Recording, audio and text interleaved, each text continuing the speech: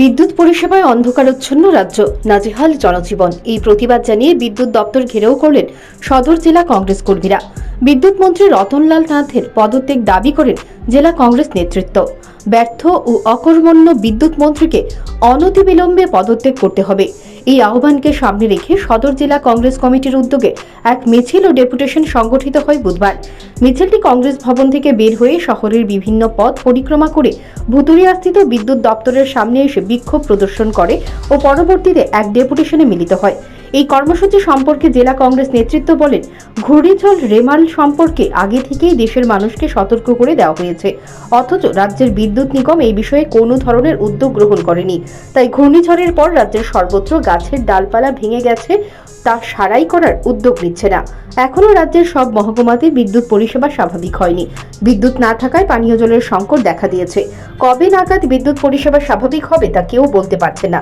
এই পরিস্থিতিতে মানুষের দুর্ভোগ বাড়ছে। মানুষকে যেহেতু পরিষেবা প্রদানে ব্যর্থ হয়েছে, তাই এই ব্যর্থতার দায় মাথায় নিয়ে অবিলম্বে বিদ্যুৎ মন্ত্রীকে পদত্যাগ করতে হবে। জেলা কংগ্রেস নেতৃত্বের অভিযোগ, রতনলাল নাথ যখন শিক্ষামন্ত্রী ছিলেন, তিনি রাজ্যের 125টি স্কুলকে বিদ্যাজ্যোতি প্রকল্পের অন্তর্ভুক্ত করেছেন। শিক্ষামন্ত্রীর পদে থাকার সময়ই শিক্ষা ব্যবস্থাকে শিক্ষামন্ত্রী ধ্বংসের পথে নিয়ে যায়। আপনারা জানেন, ঘূর্ণিঝড় রেমালের তাণ্ডবে পশ্চিমবঙ্গের উপকূল এলাকা এবং বাংলাদেশের উপকূল এলাকা ইতিমধ্যেই বিপর্যস্ত।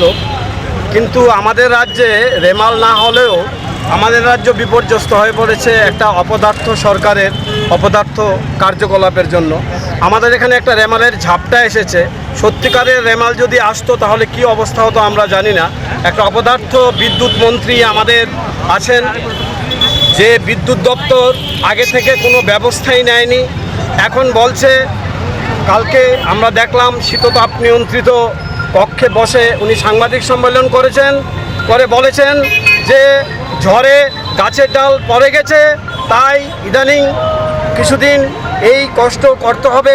এই বিদ্যুৎ পরিষেবা শুরু হতে আরও কিছুদিন লাগবে। ঝড়ে যদি ডালপালা না পড়ে, ঝড়ে কি মাছের পোনা পড়বে? ঝড়ে তো ডালপালাই পড়বে। তো ঝড়ে ডালপালা পড়বে, তার ব্যবস্থা নেওয়ার জন্যই তো ইমার্জেন্সি টিম রাখতে হবে। সেই ইমার্জেন্সি টিম কোথায়? আমরা সেটা দেখতে পাচ্ছি না। কিছুদিন পর পর বিদ্যুতের বিল বাড়ানো হয়, বিদ্যুতের শুল্ক বাড়ানো হয়। কেন সেটা বাড়ানো হয়? কারণ ভালো পরিষেবা দেওয়ার জন্য। যে ইলেকট্রিসিটি রেগুলেটরি বিল আছে, যে রুলস আছে, সেটা অনুযায়ী বিদ্যুতের দাম 1 টাকাও আপনি বাড়াতে পারবেন না।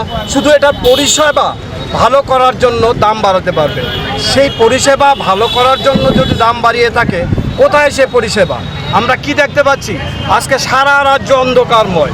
সারা রাজ্যে, গোটা রাজ্য জুড়ে অন্ধকার একটা কায়েম করে নিয়েছে। এখানে প্রাকৃতিক কাজের জন্য যে জল, সেটা পর্যন্ত তুলতে পারছে না। স্নান খাওয়া সব বন্ধ হয়ে রয়েছে। মোবাইল ইন্টারনেট বন্ধ হয়ে রয়েছে।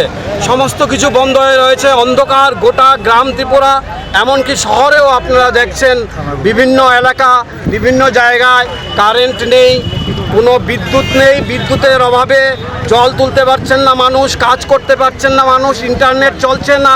মনে হচ্ছে এক অন্ধকার যুগে আমরা এসে দাঁড়িয়েছি। এ কেমন অপদার্থ বিদ্যুৎ মন্ত্রী! এই বিদ্যুৎ মন্ত্রী যখন শিক্ষামন্ত্রী ছিলেন, তখন শিক্ষাটাকে 12টা বাজিয়েছেন। তিনি অক্সিজেনের সায়েন্টিফিক নেম O2 না বলে O2 বলতেন, কারণ ওকে জিরোর মতো লাগে। এটা তার ব্যাপার। কিন্তু শিক্ষা ব্যবস্থাটাকে 12টা বাজিয়ে গেছেন। বিদ্যাজ্যোতি যে রেজাল্ট আমরা দেখেছি, তারই মস্তিষ্ক প্রসূত এবং তার সঙ্গে কিছু আমলা যোগ হয়ে তার বিরুদ্ধে অনেক করাপশানের অভিযোগ আছে। পাশাপাশি এবার আমরা দেখলাম উনি বিদ্যুৎ মন্ত্রী হয়ে সম্পূর্ণ ব্যর্থ একজন মন্ত্রী। কোনো কিছুই সামলাতে পারছেন না। দুদিন পরে পরে তিনি শুধু বলছেন যে কিছু ঠিক করে নেবেন, সব কিছু ঠিক করে নেবেন। আমরা জানতে চাই, কবে উনি পদত্যাগ করবেন? কবে আমাদের রাজ্য এই জেলা কংগ্রেসের আন্দোলনকে কেন্দ্র করে দলীয় কর্মীদের মধ্যে ব্যাপক উদ্দীপনা প্রত্যক্ষ করা যায়। Bureau report, news prime Tripura.